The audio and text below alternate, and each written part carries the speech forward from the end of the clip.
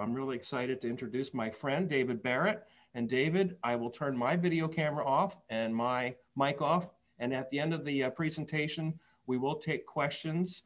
There's a chat feature at the bottom. If you look at the bottom of your screen, you'll see chat. Just type in your questions and I will cover as many as I can. All right, David, I'm turning it over to you. All right, thank you. Well, good evening.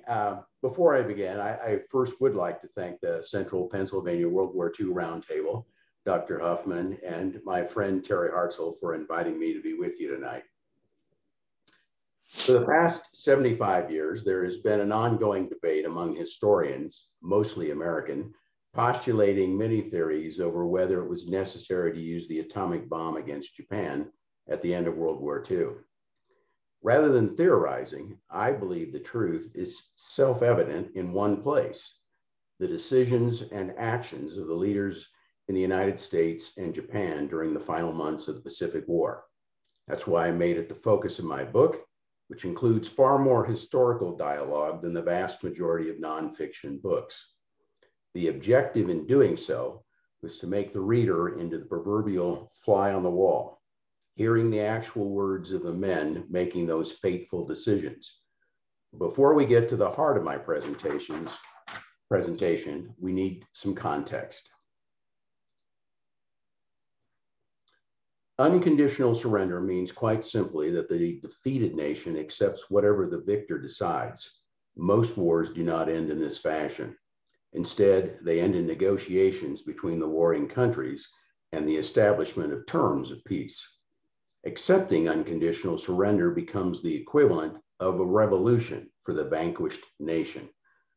Perhaps the single most important element of unconditional surrender is occupation, because without it, the Allies would have to rely on their former enemies to disarm, demobilize, change their form of government, and eliminate the leaders who had taken them into aggressive war, including trying some as war criminals. The architect of the Allies' unconditional surrender policy was President Franklin Roosevelt. It came as a result of his experience in World War I as Assistant Secretary of the Navy under President Woodrow Wilson and the ultimate failure of the Treaty of Versailles. Initially, FDR endorsed Wilson's motives for mediating the war, which Wilson termed peace without victory. However, by the time the first German armistice proposal reached Washington on the 7th of October in 1918, more than a year and a half later, Roosevelt, along with many others, rejected the idea of a conditional peace and a cessation of combat that looked anything like peace without victory. The Allies formalized the policy of unconditional surrender at Casablanca, Morocco, in January of 1943. FDR said of it, "We are fighting this war because we did not have unconditional surrender at the end of the last one." Later, in July of 1944, Roosevelt added, "Practically all Germans deny the fact that they surrendered during the last war, but this time they are going to know it, and so are the Japs." After Roosevelt's death on April 12, 1945, Truman inherited the legacy of unconditional surrender. Just 4 days later, on the 16th, in President Truman's first address to a joint session of Congress, he called upon all Americans to support him in carrying out the ideals for which FDR lived and died. And the first of these was unconditional surrender. Political assassinations had become commonplace in Japan in the first half of the 20th century, frequently carried out by middle-grade officers as a means of controlling their superiors. The coercion had become so commonplace, in fact, that the Japanese created a word for it, geikugojo, which means overpowering the higher ranks by the lower ranks, or the manipulation of superiors by subordinates. The murders sent a clear message to Japan's leaders: either follow an imperialistic and politically aggressive ideology or risk assassination. Fundamentally, the Japanese government was a military oligarchy. That is, a handful of men, almost all members of the military, ran the country and made all the decisions. The members of this government included the emperor, considered divine, the prime minister, chosen by the emperor, the prime minister's cabinet, partially chosen by the prime minister, and 2 military appointments chosen by military incumbents. Decisions required a unanimous vote. Thus, any cabinet member had the power of veto. Failure to come to a unanimous decision or the resignation of a cabinet member could topple a prime minister's government. Unanimous decisions were presented to the emperor for his sanction. Thus, he was informed but not directly a part of the decision-making process. Following the loss of the Mariana Islands to the United States in the summer of 1944, Hideki Tojo was forced to resign on July 22nd. In his wake, 2 more prime ministers would serve in the final year of the war, Kuniak Koso and Kantaro Suzuki.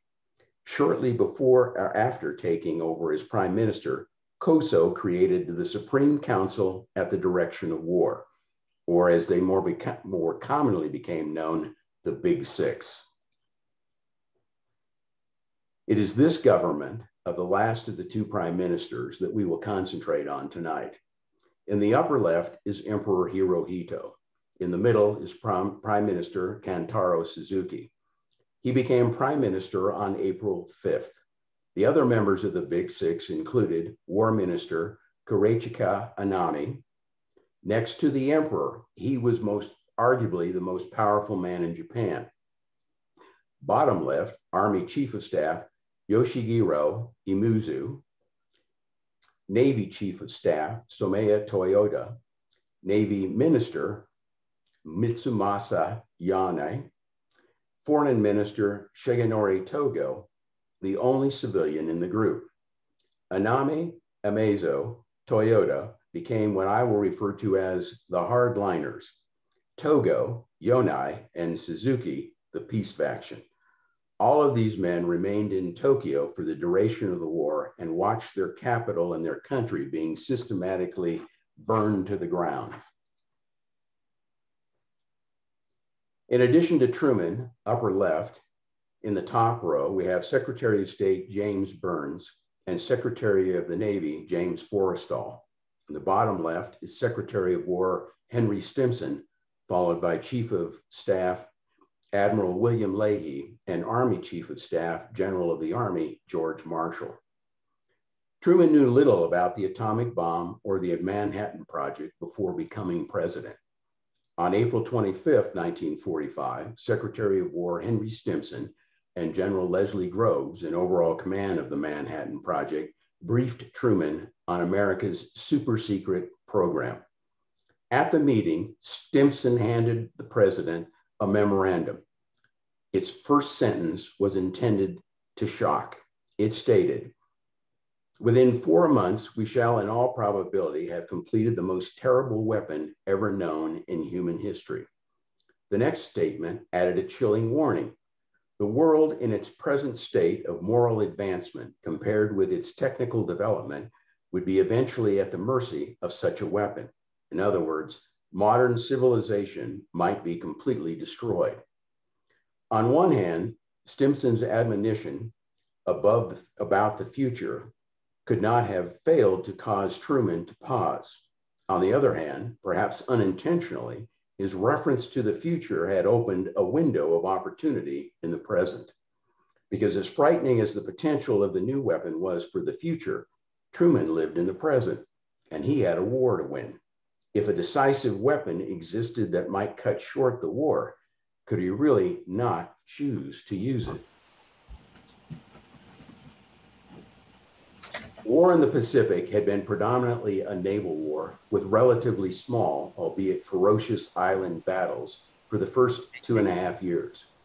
Beginning in the summer of 1944, the frequency and scale of the land engagements grew spectacularly, starting with the invasions of Saipan, Tinian, and Guam in rapid succession, continuing in the fall with Peleliu and the Philippines, and finally into the late winter and spring of 1945 with the battles of Iwo Jima and Okinawa. At the same time, the largest naval battles of the war were were fought in the Battle of the Philippine Sea surrounding the Marianas, at the Battle of Leyte Gulf during the invasion of the Philippines, and in the seas surrounding Okinawa. Of the more than 291,000 total casualties suffered by the Americans during the Pacific War, over 185,000, or nearly 2/3, occurred in the last year of the war. Of the nearly 101,000 deaths, more than 53,000, or 53%, took place in the last year. After taking Guam, Saipan, and Tinian in the summer of 1944, thousands of American cities descended on the islands and converted them into some of the largest air bases in the world for the most sophisticated and expensive plane of the war, the Boeing B-29 Superfortress. Nearly 4,000 were eventually built at a total cost of almost $3 billion. The first attack on Japan occurred the day after Thanksgiving on November 24th, 1944. The initial campaign against the Japanese islands, which took advantage of the B-29's high altitude capabilities, was largely ineffective due to the jet stream and the frequent poor weather conditions over the Japanese home islands. After taking command of the 20th Bomber Command in January of 1945, General Curtis LeMay radically altered the method of using his heavy bombers. Rather than sending them on high altitude daylight attacks, many of the missions were sent at night and at only 5,000 to 8,000 feet. In an attack that will forever mark this turning point, on the night of March 9th and 10th, 1945, LeMay sent over 300 B-29s using incendiary cluster bombs to attack Tokyo. The raid caused an urban conflagration and became the most destructive single aerial attack of the entire war in all theaters, destroying 250,000 homes, flattening 16 square miles of the city, and killing approximately 84,000 people, more outright than either of the atomic attacks. The raid was so successful, it became the model for further attacks that would continue until the end of the war. Had the war continued, early analysis of the strategic bombing of Germany indicated attacks on the Third Reich's oil industry and rail infrastructure had the most crippling impact on the Nazi war economy. As a result, on August 11th, new operational directives for the 20th and 8th Air Forces, the latter newly arrived on Okinawa from Europe, reflected those conclusions.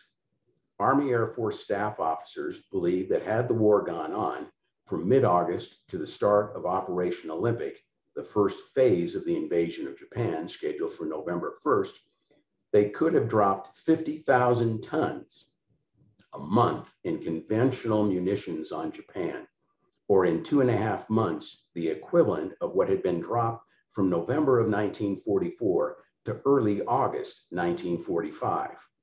That would have been the equal of 2.5 Nagasaki-sized atomic bombs each month. And with the shift to railroads, further disrupting an already failing transportation system and preventing the movement of food from places of production to areas of consumption, everyone in Tokyo and Southwest Honshu would have faced starvation. The photos in the slide show you the attack on Tokyo on the night of March 9th and 10th, 1945. This slide shows the two phases of Operation Downfall, the invasion of Japan. Phase 1 Olympic and Phase 2 Coronet. Olympic would have been down here on Kyushu. Coronet was up here in the Tokyo plain. Phase 1 of Downfall, Operation Olympic, scheduled for November 1st, 1945. Its objective was the capture of the southern 1/3 of Kyushu as a staging location for the second phase of Downfall. It included over 750,000 Americans already in the Pacific Theater, 134,000 vehicles, 1.5 million tons of supplies, 22 fleet carriers and 10 light aircraft carriers, and almost 2,800 aircraft. American planners at the time of its adoption in late May of 1945 expected 350,000 Japanese troops to be defending Kyushu. Even larger was phase 2 of downfall, Operation Coronet. Scheduled for March 1st, 1946, its objective, the capture of the Tokyo plain, and hopefully the end of the war. It included just over 1 million men, most of whom were being transferred from Europe to participate in the invasion. 190,000 vehicles, over 2.6 million tons of supplies, 42 aircraft carriers, and over 3,300 aircraft. On June 18th, Truman approved just the first phase of downfall, Operation Olympic. The Japanese battle plan to thwart downfall was called Ketsugo, which means decisive operation, a familiar concept in the nation's recent history. The Japanese military had been enamored with the idea of decisive war-winning battles dating back to its defeat of the Soviets in the Russo-Japanese War and its stunning naval victories in 1905. In its war with the United States, the decisive battle concept began with Japan's surprise attack on Pearl Harbor in December of 1941. 6 months later, it reappeared in Japan's failed attempt to destroy America's remaining carriers in the Pacific in the Battle of Midway, and a few months later in the Battle of Guadalcanal. By the summer of 1944, it began anew in Japan's unsuccessful effort to destroy the American invasion of the Marianas Islands, and in Japan's last great carrier offensive, the Pacific War, in the Battle of the Philippine Sea. By the fall of 1944, the decisive battle line shifted to the defense of the Philippines and Japan's vital shipping lanes to Asia. Now, after more than 3 years of never-ending rollback and defeat, the battle and its outcome would indeed be decisive. In response to the unremitting destruction of Japan's Pacific Empire, the first plan for the defense of the homeland, the Shogo Victory Plan, had been approved on July 24th, 1944, a few weeks after the fall of Saipan. In mid-January of 1945, it became clear that a new, far-reaching strategic plan was necessary. Realizing the invasion of Japan may only be months away, the Imperial Army and Navy completed the first iteration of the new plan on January 19th, when the Imperial General Headquarters presented a policy directive known as the Outline of Army and Navy Operations to the Emperor for his sanction. Hirohito approved the plans immediately, in time for them to be formally distributed to field commands the following day. Clear evidence that he knew of the plans well in advance of January 19th. A few weeks later, Hirohito stated, "I believe the war is certainly winnable if we can make our best efforts, but I am anxious about whether or not our people will be able to endure until then." The January 19th document became the basis for all future planning for the defense of the home islands. The outline of the plan revealed 2 priority areas: the defenses for Kyushu and the Kanto Plain around Tokyo. Japan's military leaders had correctly deduced that the United States' principal invasion operations would come in the fall of 1945 on the southern island of Kyushu and in the early spring of 1946 near Tokyo. Another major element of Ketsugo was its massive use of special attack, suicide forces, that would attempt to destroy much of the invasion force at sea. Landing forces that did make it ashore would be contained and then annihilated by mass counterattacks. In fact, the use of suicidal forces had on January 18th been made into official government policy by the Supreme Council at the direction of war. The Council decided to concentrate on converting all armament production to special attack weapons of a few major types. Most often, when we think of Japan's use of suicide tactics during the war, it's the kamikaze pilots crashing their planes into American warships that take center stage. For Ketsu-go, suicide attacks were to be performed on a scale beyond anything previously and would be conducted on the sea and land, as well as the air. The objective of the combined air and Navy air forces was to locate and overwhelm the American forces while still afloat. Kamikazes were to target troop ships and equipment transports to crush the invasion, inflicting devastating losses. The Japanese planned to use just over half of their more than 10,000 special attack aircraft during the invasion of Kyushu. The figure was more than 2.5 times the number launched against the Allied naval forces supporting the invasion of Okinawa. Tactically, the Imperial Army envisioned dispatching waves of 300 to 400 planes about every hour. The Army expected the Navy to fly an equal number. Under those projections, the Japanese believed they could saturate the invasion fleet with as many kamikazes in 3 hours as they had sent against Okinawa in nearly 3 months. In addition to the over 10,000 kamikazes, the Imperial Navy was in the process of deploying an array of nautical special attack vessels and personnel. Included among these were over 1,200 small, high-speed boats, which exploded upon contact with an enemy ship, 2 types of midget submarines, and manned torpedoes called Kaiten.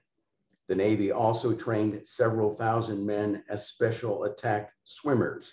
These men would lay in wait near the water's edge, up to 30 feet below the surface in rubber diving suits, armed with a mine. The mine contained a 10-kilogram TNT charge. The diver simply pushed the mine against the boat or ship to detonate it. While Ketsu-go called for a maximum destruction of the invasion at sea, the Japanese were nonetheless prepared for the Americans who reached land. Here too, the plan demanded an uncompromising defense. The Japanese viewed tanks as America's most effective land weapon, especially when equipped with a flamethrower, and they expected the US to make extensive use of them in a large armored formations during the invasion. The Japanese were ill-equipped to engage this menace with conventional means, such as with Japanese tanks and anti-tank weapons. However, combat operations in the Philippines and Okinawa had identified an alternative. By employing mass special attacks of men carrying mines and other explosive devices who would roll under a tank, its weakest point, and explode themselves, the Japanese had been able to destroy and disable American tanks. Suicidal attacks by kamikazes has been depicted by the Japanese as a glorious and supreme expression of devotion to the emperor and of the unequaled fighting spirit of its people who voluntarily and willingly sacrificed their lives to save the empire. Japanese journalist and war correspondent Takagi, who covered the special attack corps during the war, paints a different picture. Volunteers joined after intensive psychological pressure or from personnel assigned to the duty. Pilots who returned from the base without carrying out their mission because of mechanical malfunction were derided. They had to face ostracism and comments like, "Why did you come back alive?" And "a coward is afraid to die" is a disgrace to the special attack unit. The condemned pilots suffered terrible mental anguish. Many were so desperate that they crashed their planes into the ground or into the ocean just to end it all. By August of 1945, 900,000 Japanese soldiers were in Kyushu with more than 3 months before the expected invasion. As you may recall, I mentioned American war planners approved Operation Olympic, expecting only 350,000.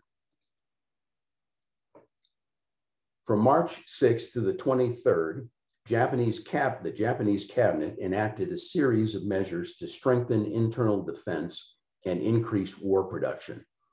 One of these created the Patriotic Citizens Fighting Corps, which morphed into the National Volunteer Corps by mid-April. 2 months afterward, the Japanese Diet, its legislature, expanded the responsibilities of the force with the enactment of the Voluntary Military Service Law. It turned the aforementioned National Volunteer Corps into a paramilitary group that required service by all men from 15 to 60 and all women ages 17 to 40. Members of the group could be called upon to perform any number of civilian activities, but could also, if need be required to fight alongside regular military units. 28 million Japanese civilians qualified for service under this age criteria. About 3 million lived in southern Kyushu. The Aikido Defense League, believing these ages were apparently too restrictive, stockpiled 10,000 ceramic pot grenades for use by even younger children. The implications for civilian casualties were frightening. During the previous 2 Pacific battles, where a large Japanese civilian population inhabited the island, the losses without the now mandated direct participation were already horrific. On Saipan, from a population of 25,000, approximately 5,000 to 7,000 citizens perished. On the much bigger island of Okinawa, where the civilian population numbered 450,000, estimates ranged from a low of 50,000 to as high as 150,000, or 1/3 the population during the battle.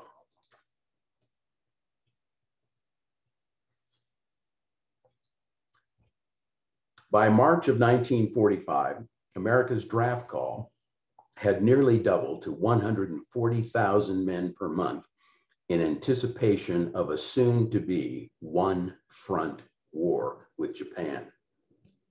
Truman and Stimson had seen the following invasion casualty estimates.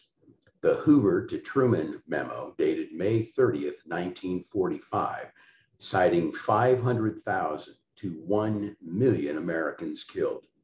Unstated were the total casualties, on average in the last year of the war, about 3 to 4 times the number killed. A War Department study authored by William Shockley, dated July 21st, projecting 1.7 to 4 million casualties, including 400,000 to 800,000 killed. General Marshall's revised estimate given to Truman at Potsdam of 250,000 to 1 million casualties. To put that into perspective, the US lost just over 400,000 dead total during the war, out of a total of about 1.1 million casualties. Thus, the projected casualties would have doubled or even tripled America's losses for the entire war. Estimates by American planners of Japanese dead ran between 5 and 10 million. Japanese planners estimated their own losses at 20 million dead. At the end of the war, the Japanese still held over 200,000 military and civilian Allied POWs who were dying at appalling rates. In fact, the military POWs had been under a Japanese kill order since August of 1944, which stated, "It is the aim not to allow the escape of a single one, to annihilate them all and not leave any traces. Until the war ended, all of these people were at risk." For the millions of Asians and Western Pacific natives living in Japan's greater East Asia co-prosperity sphere, people had been dying since the beginning of the war at a rate of 100,000 to 250,000 per month, perhaps as high as 400,000, according to a post-war estimate by the United Nations. Contemporary estimates place the death toll from the atomic bombings of Hiroshima and Nagasaki at between 129 and 226,000. On May 11th, the Big Six met to discuss Germany's capitulation 3 days earlier and how it affected their wartime strategy. Foreign Minister Togo made his first attempt to persuade the group to move toward ending the war after the members received a dire report of Japan's economy and war production. Despite this news, the other members of the Big Six expressed no interest in ending the war. Instead, Generals Anami and Umezu, along with Admiral Toyota and Prime Minister Suzuki, asked Togo to convey Japan's warmest regards to the Soviets, looking toward a friendlier relationship where it would be possible to purchase petroleum, aircraft, and other supplies Japan needed. It was even suggested that it might still be feasible to persuade the Soviet Union to join Japan in the war against the Anglo-Americans. While this might sound preposterous to some of you, it doesn't begin to explain just how ridiculous the idea truly was. In 1904-05, the Japanese and Russians fought the Russo-Japanese War, with the Japanese emerging as the victor. From 1935 to 1939, the two countries clashed in a series of battles along the Manchurian-Soviet border. In 1940, the emperor labeled the Soviet Union as untrustworthy. On April 13, 1941, the Japanese and Russians signed the Soviet-Japanese Neutrality Pact. Executed prior to both nations' entry into the World War II, the objective was to eliminate the possibility of having to fight a two-front war. Shortly before its signing, the Japanese military was still considering a northern strategy, an attack on the Soviet Union, rather than the southern strategy it ultimately chose, war with the US, Britain, and Dutch. Since December of 1941, the Soviets had been an ally of the Anglo-Americans. During a speech in November of 1944, Stalin branded Japan as an aggressor state side by side with Germany. In February of 1945, Japanese intelligence and former Prime Minister Hideki Tojo both told the emperor the Soviets would likely abrogate the Soviet-Japanese Neutrality Pact and join the war against Japan whenever it judged Japan to have been sufficiently weakened. In the spring of 1945, Japanese intelligence in Manchuria observed massive movement of Soviet troops and equipment heading east. On April 5th, 1945, the Soviet government formally informed Japan a year before it was due to expire that they would not be renewing their neutrality pact. In May of 1945, recognizing the dramatic decline of the strength of the Kwantung Army in Manchuria, which had been cannibalized to fight the Americans and to bolster the defenses of the home islands as part of Ketsugo, Japan changed its mission to a fighting withdrawal to Northern Korea in anticipation of war with the Soviet Union. The US had been breaking Japan's diplomatic and military codes since 1942. In June of 1945, American codebreakers began monitoring a series of messages between Foreign Minister Togo and Japan's ambassador to the Soviet Union, Natake Sato, in Moscow. Endlessly vague, by July, 2 months after they had begun, Japan's proposals to the Soviets had produced absolutely nothing. In unusually blunt language for a diplomat, Sato told Togo on July 12th he would attempt to meet with Soviet Foreign Minister Molotov the following day, but he believed Japan's chances for peace were very poor unless the government was willing to accept virtually the equivalent of unconditional surrender.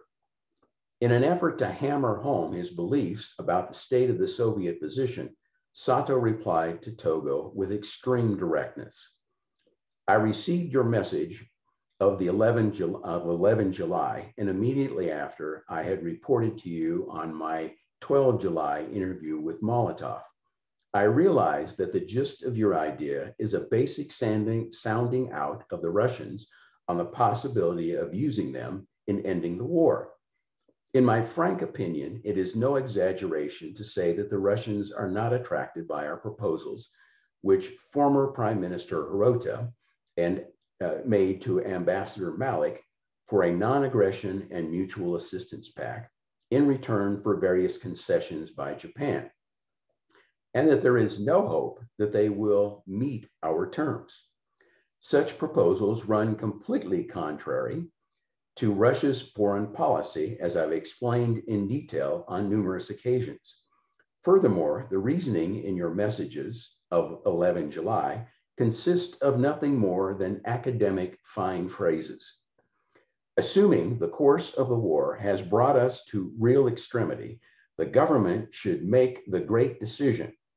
Once that resolve has been taken, there may perhaps be some hope of getting the Russian government into motion and obtaining its good offices in terminating the war. There can be no doubt, however, that the situation we would face in that event would be virtually equivalent to unconditional surrender. I have expressed my views frankly, and I fear I must apologize for the unceremoniousness of my words. I am filled with thoughts of fear and heartbreak.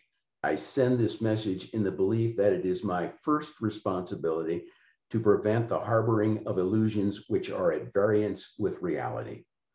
If the Russians should agree to meet our special envoy, it is entirely out of the question to limit the functions to sounding out the extent to which we might make use of the Russians in ending the war or presenting abstract exposition as suggested in your message of 11 July. If the proposal brought by the special envoy at the emperor's particular desire goes no further than what we have gone in the past, if it is to be a proposal that contains only abstract words and lacks concreteness, we shall uselessly disappoint the expectations of the authorities in this country. A few days later, on the 18th of July, Sato sent another message to Togo, reiterating that Japan must accept the equivalent of unconditional surrender, accepting the preservation of the imperial system.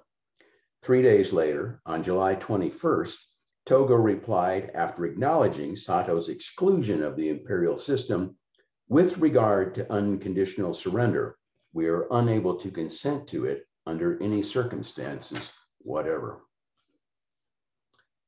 The United States successfully detonated the first atomic bomb at Alamogordo, New Mexico on July 16th. Truman received word in Potsdam, Germany, of the test later the same day.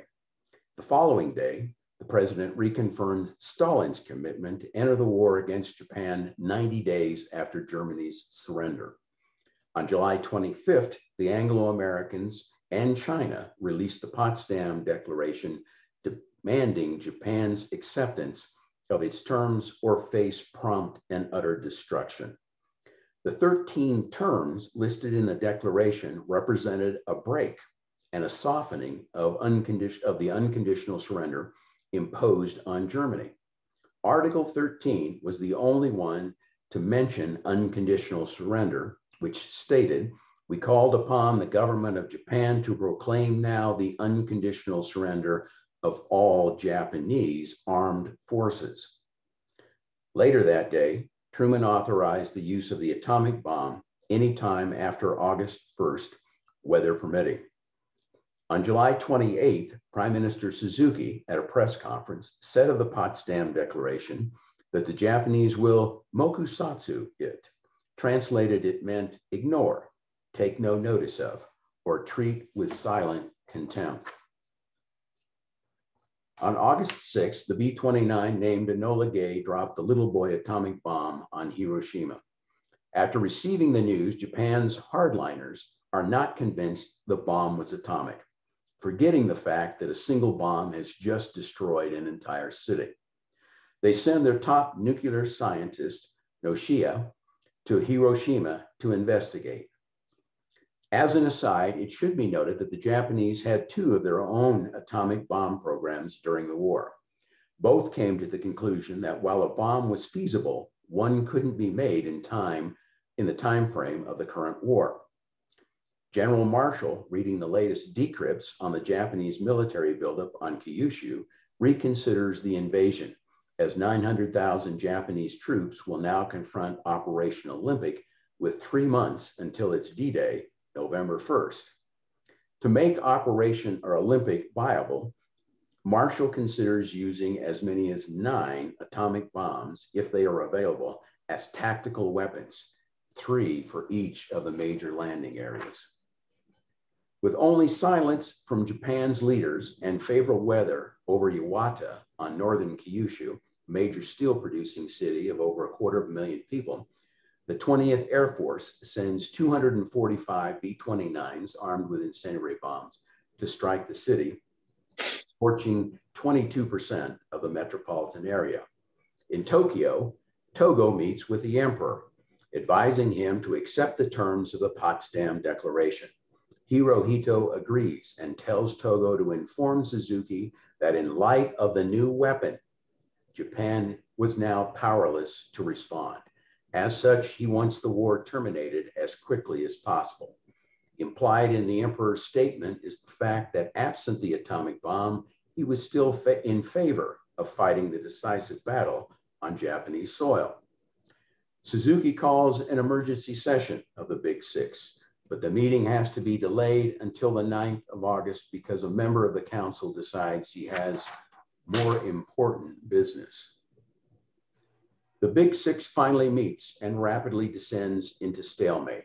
Suzuki calls for a vote on the issue of continuing the war and finds the peace faction wanting to end it with the sole condition of maintaining the emperor, while the hardliners still want to either fight the decisive battle on the Japanese homeland or to end it 4 conditions: preservation of the imperial system, control over war crimes, no or very limited occupation, and control over disarmament.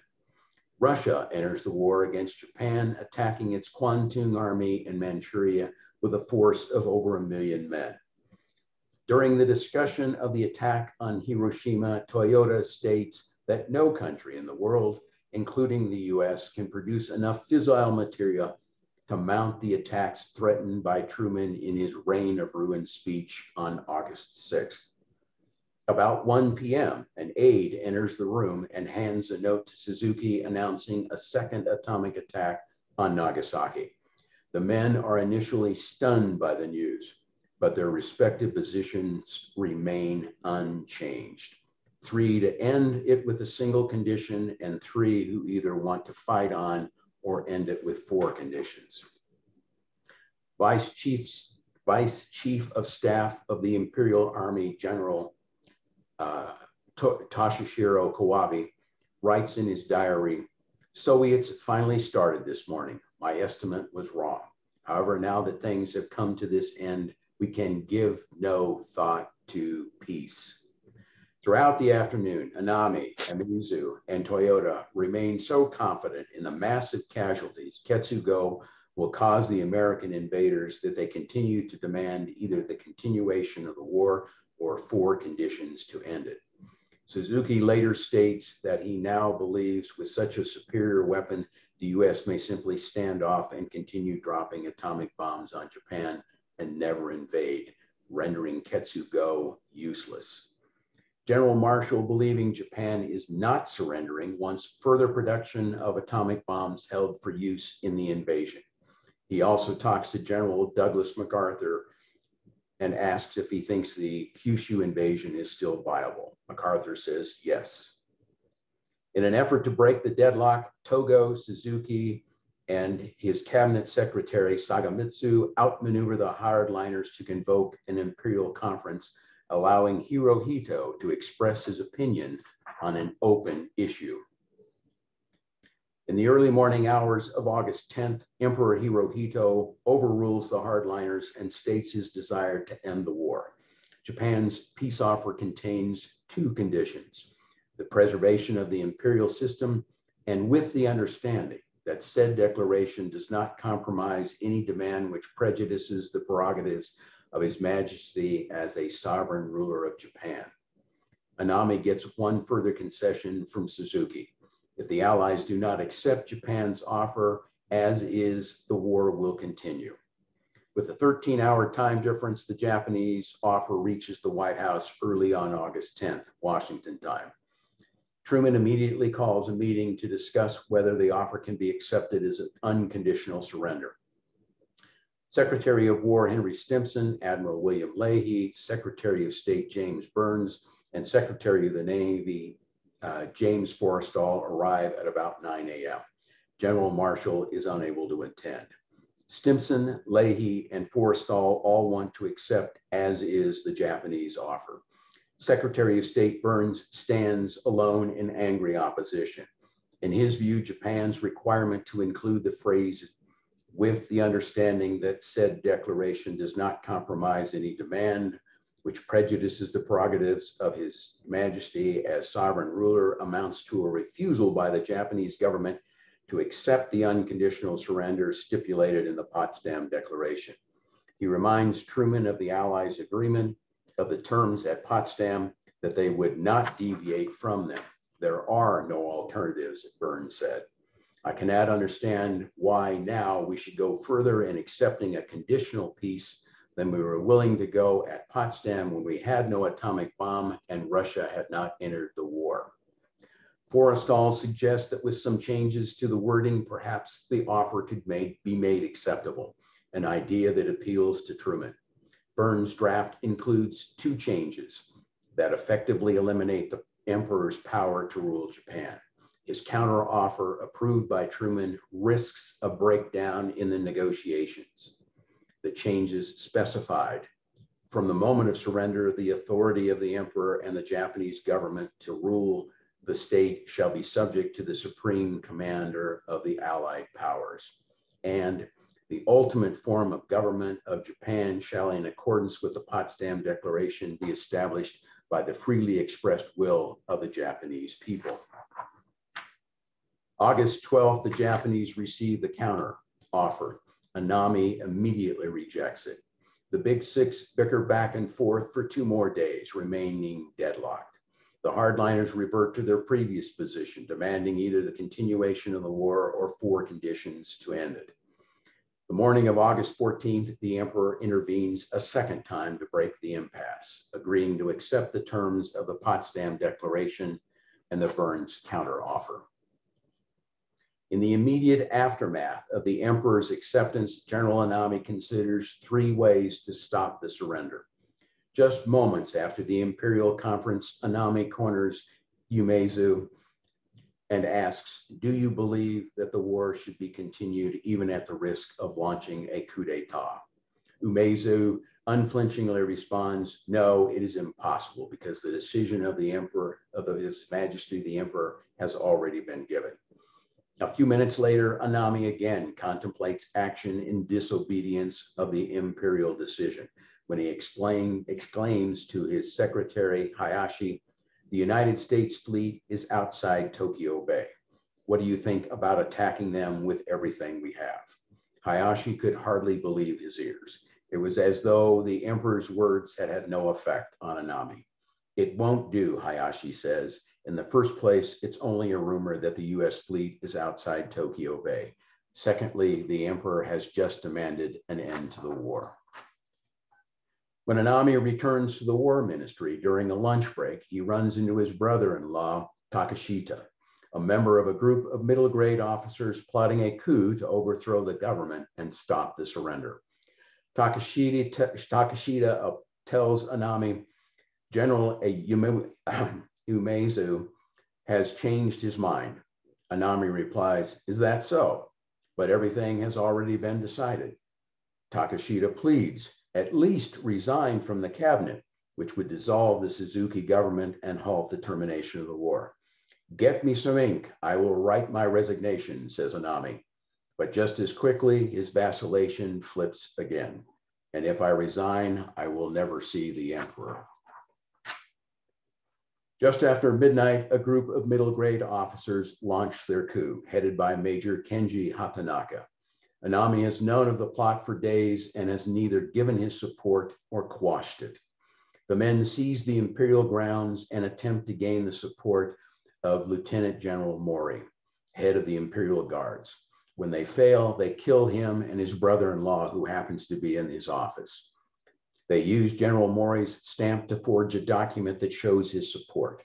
Others attempt to assassinate Suzuki and Togo at their residences. Neither man is home. Still others go to the imperial household ministry in an effort to destroy the imperial rescript recorded earlier that day by the emperor to be broadcast at noon, announcing the end of the war. At the same time, the last American bombing mission of the war passes by Tokyo, causing the capital to be blacked out. The conspirators tear the building apart, but are unable to find the recordings. Colonel Aida makes a last attempt to get Anami to support the coup. He refuses. Without Anami's support and the recordings still intact, the conspirators attempt to gain control of a radio station to broadcast their messages to the Japanese people, but fail to do so.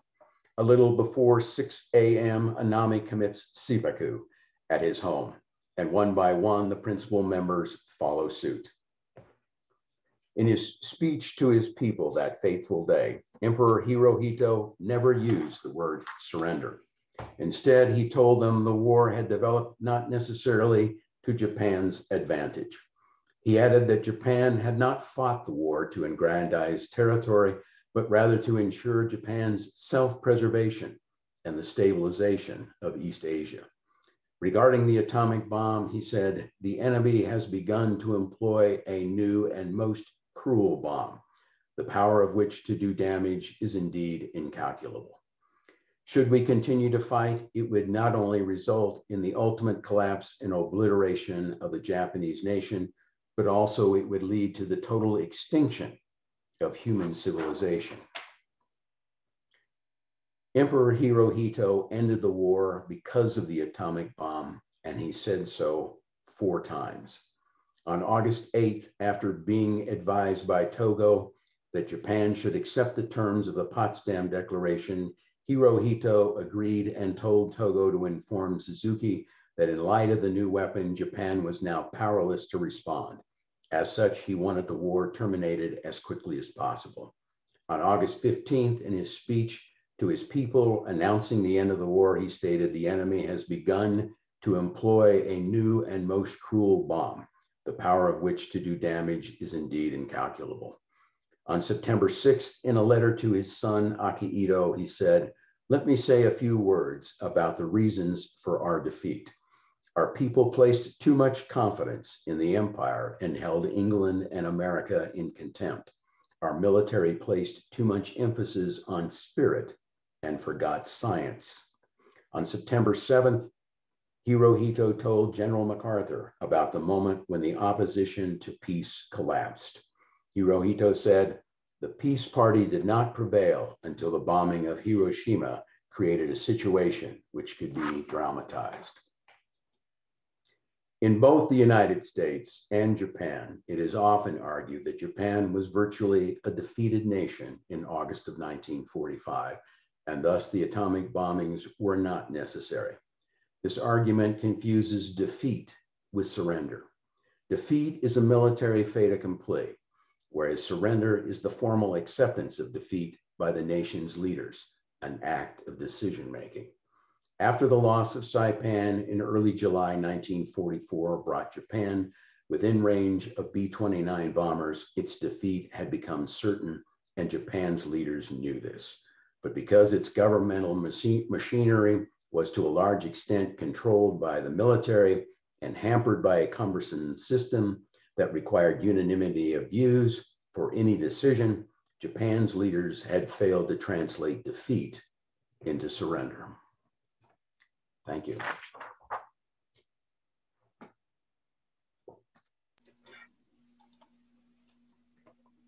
All righty. Bob, you turn your mic on. Oh. David, thank you. I think it's back to me. I believe it is. Thank you. By the way, kudos for your pronunciation of all the Japanese names. I know you were working on that, and as far as I know, they were all exactly correct. We do have a few questions here. I'm going to see if I can bring this up my screen. Comment first. Excellent program. Thank you. All right. The first question, it was earlier. Do you know if the U.S. was stockpiling chemical weapons to use on the invasion beaches if that had been necessary? And the person said they had read some reports on this, but they weren't sure if that was an accurate report. about the use of chemical weapons? Yes, the answer is yes. I believe they had been brought forward as far as the Philippines. General Marshall favored using them. He felt like that they were, frankly, no worse than using things like flamethrowers and incendiary weapons, other incendiary weapons that we were using, phosphorus, etc. And so he favored using them, but he never was able to get anyone else's concurrence that we would do that. The basic policy of the United States was only in a response, meaning not first use would they use chemical weapons.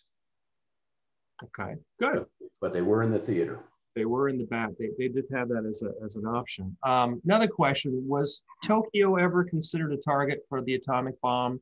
You know, maybe because, I don't know, there was some supposition maybe the firebombing damage had done enough, or maybe they didn't want to harm the emperor, but was Tokyo ever considered a target that you know of?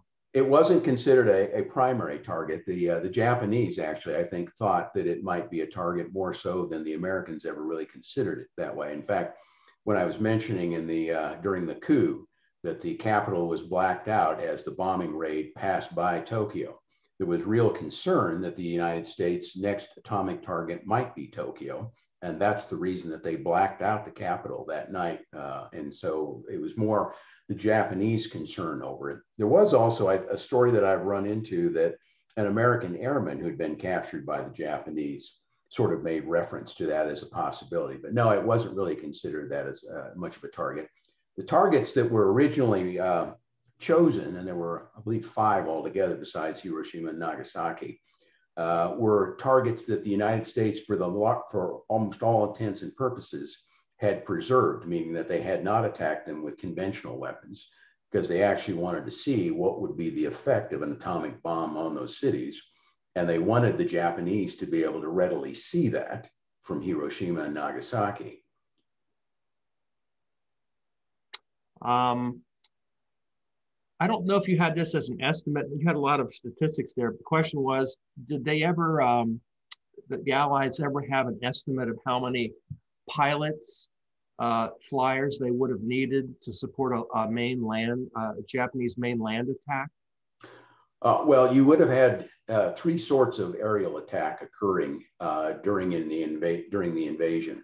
You would have had the continuation of the heavy bomber attacks from the Marianas, Guam, Saipan, and Tinian. That was the 20th Air Force. The 8th Air Force, as I mentioned, it was newly arrived and was on Okinawa. It had been refitted with B-29s, and it was about ready to begin attacking, had it not been obviously for the atomic bomb. And then you had, as I did mention, in terms of the invasion, you had the fleet carriers that were going to be used extensively in both invasions, Olympic and Coronet. The first one had about 2,800 carrier-based planes that it would have used. And then the second, Coronet, had about 3,300 carrier-based planes. And then now that I think about it, I also forgot that on both, P-51s had been stationed on Iwo Jima to escort B-29s coming up from the Marianas. And there were also P-51s now associated with the 8th Air Force on Okinawa. So you would have had all of those planes potentially involved in the invasion of Japan. Do you know how that would translate into numbers of pilots that were needed? And sort of a related question is, do you know if there were a lot more future pilots being trained between May and August of 45 to, carry out this invasion? Well, I couldn't talk specifically to numbers of pilots, but I did mention during that the draft call in the United States had been raised to 140,000 men per month in March of 1945 as potential replacements. And so certainly a percentage of those individuals in all probability would have been part of the Army Air Corps and or the Navy as far as aviators are concerned. In terms of sheer numbers, I believe, if I remember correctly, the 8th Air Force, at least its contingent size when it was in England before being transferred by the end of the war, was something in the neighborhood of 180,000. And that's total men, that's not pilots. I can't give you specific numbers in terms of pilots, but in terms of aircraft, like B-29s, We were, I think, approaching somewhere in the neighborhood of 1,500 to 2,000 B-29s between the 8th and the 20th Air Force. You would have probably had in both of those cases on in terms of support of that on Iwo Jima and on Okinawa, you would have had several hundred pilots that were flying fighter planes like the P-51 Mustang. And then in terms of the naval aircraft, as I said, it was a little less than 3,000 for Olympic and a little over about 3,300 for Coronet. So that's a lot of pilots, but I couldn't give you an exact number. Okay, now this is a question I was going to ask on my own. I'm interested to know about your source materials. What did you use? Did you have any primary sources? I mean, how much travel was involved in you finding your resources? I'm assuming, well, the book was published last year, so you had done your research and had everything written before all the COVID shutdown stuff, but still involved a lot of traveling. Talk a little bit about the research, how long it took to get all the research together for your book, et cetera. Okay. Well, the original idea for the book, I shouldn't say for the book, the original research dates all the way back to 2001, when I went back to school to get a master's degree in history. And the first major thesis, or I should say essay that I wrote, was on the decision to drop the atomic bomb on Japan. Over the course of the next several years, I continued to do research on it, wrote as my concluding essay in 2006 for my master's, another essay about the more along the lines of the story, frankly, that I ultimately wrote the book. In between that, I also wrote a screenplay on the entire event as well, which served as a lot of the basis for ultimately writing the book, as I endnoted the entire book. In terms of answering your question about what sources, I did not have what I would characterize as large numbers of primary resources, other than the way that I actually were documenting it. It would be whenever I found a primary resource that I wanted to use, but I found it in a secondary resource, I actually double endnoted it in my book. So you actually see what the primary resource was, and then I also give credit to the secondary resource that I found it in. Relative to the dialogue associated with the Japanese, there were 4 sources that I used primarily for those quotes. All were Japanese, and then were provided in either directly translated into English, or in a couple of cases were Americans who were in Japan immediately after the war, were part of the occupation forces, and got access to interview those people directly, meaning directly involved with the commentary that you just heard me talk about. And so they had those primary resources. Again, I note that in the book to indicate how I found those resources and the fact that I'm actually quoting dialogue that they provided from those people. By the way, I thought you would mention this in your talk about the title of your book. That wasn't the title that you would have chosen. And I know you mentioned that to me almost immediately after you found a publisher. We were talking. You said, that's not the title I wanted. The editor changed it to 140 Days to Hiroshima. Yeah. And I had a little bit of information about that in the press release, and Laura included it in the email, but just tell me a little bit about and you snuck it in as your topic discussion, or your topic name tonight. I thought that was pretty clever. I thought, doggone it, I'm gonna call it Reign of Ruin one way or another. Well, and as you maybe noticed, when you saw that first slide, it actually was sort of a play on words, because it was crossed out Reign, which was the quote from Truman, and spelled R-E-I-G-N, which was really where the focus of the book is at, right? Right. Yeah, the reason I didn't really like 140 Days to Hiroshima is because, unfortunately, it's a bit of a misnomer. Almost a third, I think, or 40% of the book practically takes place after the attack on Hiroshima. And so to name it 140 Days to Hiroshima seems to imply, I think, to someone who's not familiar with the book, that maybe it really sort of ends with Hiroshima, and it's just a countdown up until that point. And it's like, well, that's not really what the book is about. The huge part of the book, there's an incredible amount of dialogue used throughout that last 1/3 of the book, is, like I said, after 140 days. The one thing that 140 Days does convey that I like is, and it is a kind of a mechanism, I guess I should say, that I use throughout the book is it does provide a countdown from the very beginning all the way up until the end, until Hiroshima. And then it actually begins a countdown after Hiroshima, because as you just kind of heard me talk, it took 9 more days for the Japanese to finally capitulate after Hiroshima. Very often, kind of the soundbite version of the war is we dropped the atomic bomb and the Japanese surrendered. Well, that wasn't the case at all, as you just heard.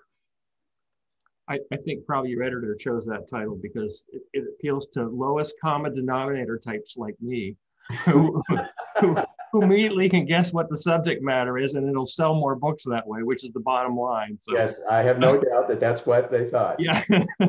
Luckily, you didn't fight that one too much. No. I have another couple of questions. I think we have a little more time here. Do you have any information about the number of people number of people killed by the Japanese during the entire war? I mean, how many casualties were the Japanese responsible for? Actually, not casualties, but fatalities. And this person goes on to say, I heard estimates of as high as 12 million. Does that sound anything like what you read? Yeah, actually, I'm hearing even potentially higher numbers than that. Rich Frank, who is a friend of mine, and I'm not sure if he's been on your program before, but Rich Frank wrote a book recently called Tower of Skulls, and he gets into the losses by the other people, the victims of the Japanese. He thinks the numbers could be higher than 12 million, 15 to maybe even higher than that million people. The largest single contingent, obviously, were Chinese, but in the entirety of the greater East Asian co-prosperity sphere, it was anything but co-prosperity. And stabilization, which is one of the terms that Hirohito used in that surrender speech, was anything but that. It was entirely, obviously, for the Japanese benefit. They descended on those areas like locusts and stripped them of all manpower and physical resources, or natural resources, I should say, that they could get their hands on. So yeah, the Japanese unfortunately don't get, I don't believe, due credit for just how many people they killed during the war. Cliff Pasquello has asked a question that since Cliff is the one who operates the sound system at our meetings at the church, I definitely want to include his. I don't want to get on his bad side. I'm going to read it. I'm going to read it here, which doesn't affect you, but it affects the rest of us. Japan was ruled by an emperor. So why, after the first bomb, was Japan not more interested in negotiating a surrender or peace? Well, it wasn't really ruled by the emperor in a, we'll say, kind of a traditional sense of a monarch. In other words, the emperor didn't behave like what we would consider the traditional monarchs in, say, Europe, as a king or a queen or something like that. As I said, he was involved with the decisions, meaning he knew about them. But by the time they reached him, they had already been approved by his operating government. And he was, for the most part, simply saying, yes, okay, I agree with this. I sanction it. That was really kind of the official term. It was an extreme rarity. In fact, the situations where he intervenes on the morning of the 10th, then again on the 14th, are very unusual, almost unprecedented situations where the emperor steps in and actually imposes his will. And by the way, when I say imposes his will, while the reality of it was that he could essentially do that, they weren't absolutely required to accept what he did or what he said. There was only one other time prior to the events of the 10th and the 14th where the emperor actually stepped in. It was during a coup attempt, another coup attempt by middle grade officers. I believe it was in 35, if I remember correctly. And he stepped in and stopped it from occurring. During that same coup, by the way, Kantaro Suzuki, the prime minister during these final months of the war, was actually shot a couple of times and nearly killed. Cliff, I hope that answered the question enough, because Cliff can cut off the mic of anybody at these meetings. So again, we want to stay on his good side. I'm going to get to this. I have 2 more questions, but first I just want to read a comment saying, thank you for being one of those history investigators who write books that we history buffs like to read. And here, where can we buy your book? Almost anywhere. Probably the easiest is Amazon, but you can find it at Walmart, you can find it at Target, you can get it at Barnes and Nobles. So it's available all over the place. 140 Days to Hiroshima, the story of Japan's last chance to avert Armageddon. And or just type in David Dean Barrett on the search thing, and it'll come up right away, I'm sure. It will. It will. I'm out there enough now that it does find me. You have a biography on Amazon. That's impressive. When you Google my name, it's not worth looking for. Two more questions. With FDR's greater experience of political clout, do you think he might not Kraut? That's Germany. That's in April. Do you think FDR could have found a way to end the war without using the atomic bomb if he had lived long enough? I guess the assumption is he might have had more experience with Stalin and Churchill than Truman did. I don't think so. Because what I attempted to convey, and obviously we were limited to about an hour in terms of the presentation, was just how dysfunctional, frankly, Japan was in terms of the type of government and the fact that you had two different factions and they just were bumping heads and they weren't willing to, could not come to a unanimous decision. I don't think that FDR could have done anything that would have changed the way they behaved when we got to that point in the war. And I think FDR would have been just as committed to using the atomic bomb as Truman was. I'm not one of these people, by the way, just as kind of a bit of an aside related to Truman, who believes that Truman was a weak leader, led around by the nose by anybody else. I think he was actually a strong leader, and very quickly, despite the fact that he'd been kind of left out of the loop by FDR as vice president, very quickly, being a prolific reader, got himself up to speed as quickly as possible and made decisions that he felt were appropriate. Good. And one more question before we leave. How much longer did it take to produce the additional atomic bombs? I guess that means additional meaning after the first several. And a related question was, do you have any estimate how long it would have been produced to produce the 9 bombs that Marshall was talking about using if the war continued? Well, keep in mind that was, he wanted to have those in time for the invasion of Kyushu, which was scheduled for November 1st. So the answer to the question is they could produce around 2 to 3 bombs probably a month, maybe slightly more than that. They were all going to be of the plutonium type as opposed to the uranium bomb that was used on Hiroshima. If you know much of anything, or have you ever had any opportunity to look at the size of the facilities in Hanover, Washington, where those bombs were being produced, or in Oak Ridge, Tennessee, where the uranium was being produced, those facilities were just monumentally large. I mean, just extremely large. And the reason that they were built so large is because the process to synthesize the fissile material was incredibly inefficient. And so under normal circumstances, outside of war, you would never have built those plants at that time. But to get the material that they needed, they were willing to build it at whatever scale was necessary in order to be able to build it. It was pretty probable that they would have at least had 7 by the November 1st, or the beginning of that invasion had it gone forward. There was one other thing. Let me just make a quick comment about it as well. One of the strategy that was considered by the United States was blockade and bombardment, essentially what was going on already over Japan, meaning the strategic bombing campaign. And by that point in time, the Japanese Navy had ceased to exist, and we completely surrounded the Japanese home islands with our ships.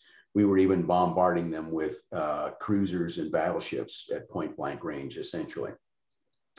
But they considered that as a possibility rather than doing the invasion.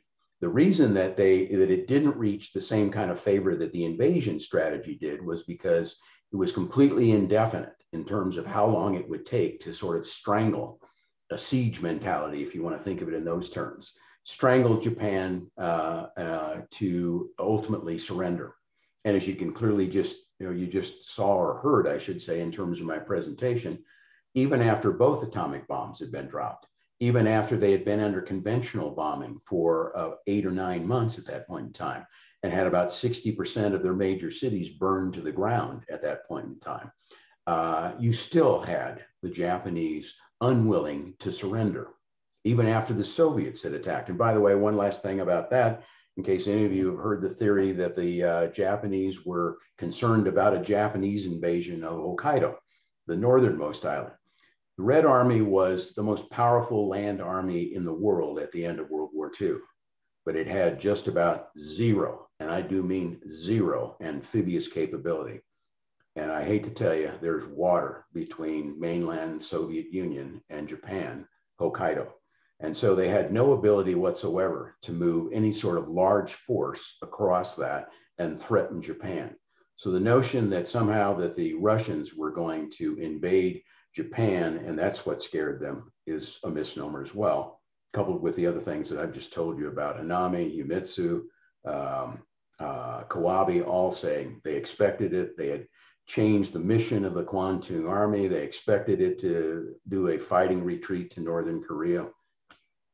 The idea that somehow the Russians were what caused the Japanese to surrender is myth. Good, thank you. I'm gonna I think that'll be it. I'm gonna turn it over to Bob. Bob probably has some taxes to compile tonight, so I want to give him a chance to get back. David, thank you. It's been a pleasure as always, and I'm sure we'll be chatting at some point soon, probably about the Civil War or something else we can discuss. Sounds good. Have a good evening. You too. Okay, thank you very much. Thank you, David. It was a pleasure. Aspects of the Second World War that I was not that familiar with. So thank you for the enlightenment. You're welcome. As we wrap up tonight, I just would like to remind everyone about our virtual helmet committee. Your contributions are potentially tax deductible. It's tax time, as Terry mentioned. So they are eligible for a tax write-off. Please make your checks payable to Central Pennsylvania World War II Roundtable, and our address is shown on the screen. And last but not least, I would like to remind everybody about our next meeting, which is Thursday, April 1st at 7 p.m. That's not April's Fool joke. We'll be meeting that night. Our speaker is Dr. Stephen G. Fritz, professor at East Tennessee State University. And his topic is the German soldier in World War II. I will not even make an attempt to pronounce anything German. I took Spanish when I was in college. And we hope to see everybody then. David, I would show you a picture of our traditional gift that we give to all of our speakers, but I left it in my kitchen. It has coffee in it. You will be receiving a special one-of-a-kind mug from the Central Pennsylvania World War II Roundtable, for which you can use to enjoy any kind of beverage you see fit, including adult beverages. So, well, thank you. We appreciate it very much. We don't pay our speakers, but we do honor them with these collector items. So, very much appreciated. Okay. Thank you, one and all. Hope to see everybody back in April, and good night. Good night.